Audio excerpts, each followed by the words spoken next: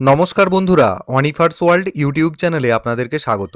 ICDS supervisor নিয়োগ 2026-এর notification কিন্তু খুব শীঘ্রই আসতে চলেছে, যেখানে শুধুমাত্র মহিলারা গ্র্যাজুয়েশন কোয়ালিফিকেশন থাকলেই আবেদন করতে পারবেন।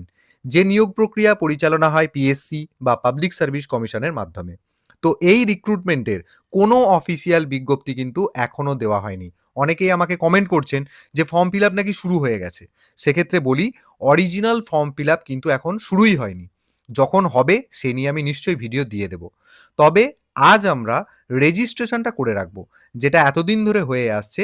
পিএসসি ওয়েবসাইটে মূল ফর্ম ফিল আপের আগে ওয়ান টাইম রেজিস্ট্রেশন করা থাকলে তবেই পরবর্তী স্টেপে আপনি যেতে পারবেন, মানে মূল ফর্ম ফিল আপটা আপনি করতে পারবেন। তাই ওয়ান টাইম রেজিস্ট্রেশনটা কিন্তু সবার আগে করে নেওয়া অত্যন্ত জরুরি। তাই রিক্রুটমেন্ট নোটিশ আসার আগে আপনি চাইলে এই রেজিস্ট্রেশনটা করে রাখতে পারেন। তখন প্রসেসটা অনেকটা এগিয়ে থাকবে। যেমনটা আমরা পঞ্চায়েত নিয়োগের ফর্ম ফিল আপ করার পূর্বে যে রেজিস্ট্রেশনটা দেখিয়েছি, সেই ভিডিও আমার দেওয়া আছে, চাইলে সেটাও একবার দেখে নিতে পারেন। তো এখানে পাবলিক সার্ভিস কমিশনের আন্ডারে এই আইসিডিএস সুপারভাইজার নিয়োগের ক্ষেত্রেও প্রথমে আমাদেরকে ওয়ান টাইম রেজিস্ট্রেশনটা করে নিতে হবে। তো সেই প্রসেসটা আমি দেখিয়ে দেব।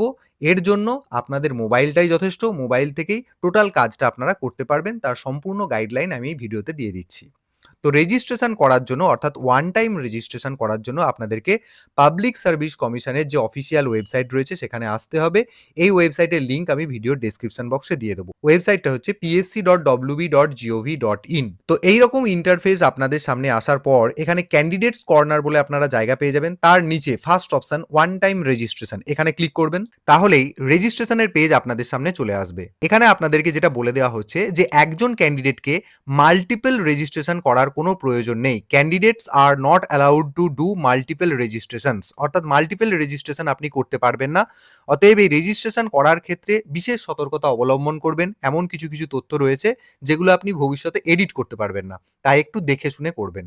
আর এখানে যেটা বলা হচ্ছে, if found their candidature is liable to be cancelled. যদি আপনি একাধিক রেজিস্ট্রেশন করেন বিভিন্ন মোবাইল নাম্বার দিয়ে বা বিভিন্ন তথ্য দিয়ে, তাহলে সেক্ষেত্রে আপনার ক্যান্ডিডেচার ক্যান্সেল করে দেওয়া হবে, এটাই কিন্তু বলা হচ্ছে। আর এখানে বলা হচ্ছে, if you face any challenges during registration process please drop an email.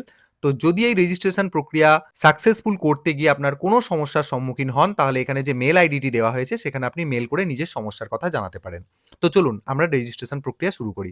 প্রথমে এখানে দেখুন আপনাকে চাওয়া হচ্ছে mobile number of the applicant. যিনি আবেদন করছেন, এখানে মহিলারাই কেবলমাত্র আবেদন করতে পারবেন। তাই যিনি আবেদন করছেন এখানে তার ভ্যালিড মোবাইল নাম্বারটা দিয়ে দেবেন। তারপর এখানে একটি পাসওয়ার্ড বসিয়ে দেবেন। পাসওয়ার্ডটা কেমন হতে হবে? দেখুন বলা আছে, your password should contain minimum 8 alpha numeric characters, অর্থাৎ এবিসিডি এবং তার সাথে সংখ্যা, এই মিলিয়ে টোটাল 8টা ক্যারেক্টার দেওয়া একটা পাসওয়ার্ড আপনাকে তৈরি করে এখানে বসাতে হবে। পাসওয়ার্ড কিরকম হতে পারে তার একটা এক্সাম্পল আমি স্ক্রিনে শেয়ার করে দিচ্ছি।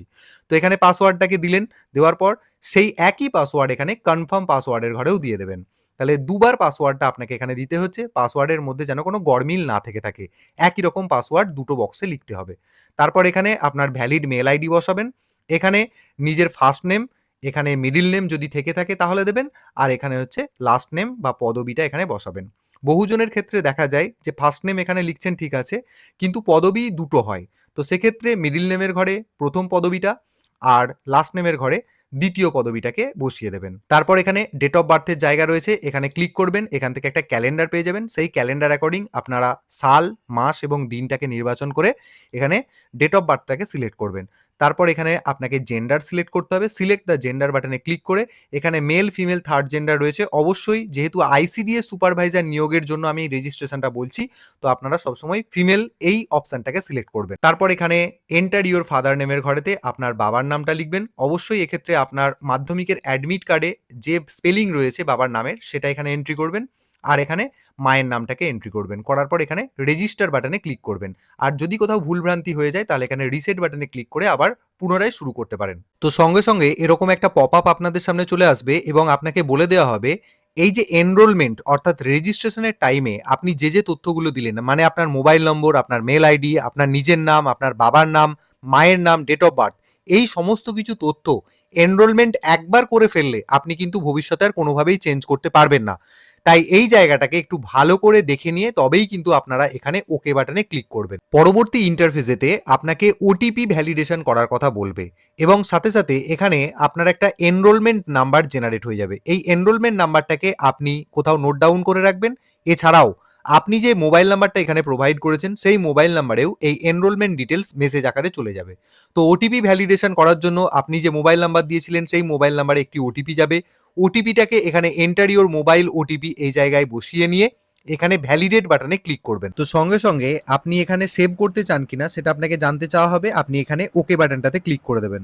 করে দিলেই সঙ্গে সঙ্গে আপনার রেজিস্ট্রেশন সাকসেসফুল হয়ে যাবে এবং এই ধরনের সাকসেসফুল একটা মেসেজ আপনি পেয়ে যাবেন। তো এটা করলেই আপনার কিন্তু ওয়ান টাইম রেজিস্ট্রেশন প্রক্রিয়া কমপ্লিট হয়ে গেল।